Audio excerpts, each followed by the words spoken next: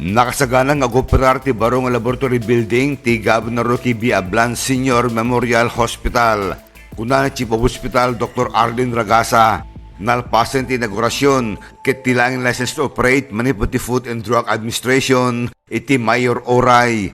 Manay tiretoy, nagyaman ni Governor Cecilia Arta Marcos iti DOH gabuti suportar da parte pa ni pangato ti level iti Grasma. Pasyente gobernador nga mabente pa nagpasidek ti laboratorio building ket mangipaito pa iti DOH iti baro nga CT scan.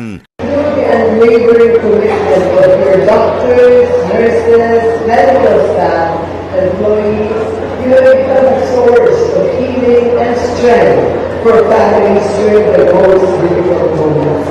Inayon na nga mabente pintas katimpuyog ti PGI engken ti DOH ket may pasigurado ti kalidad ng healthcare services iti provincial hospital. Idol Dennis Alipio, Tatak, IFM.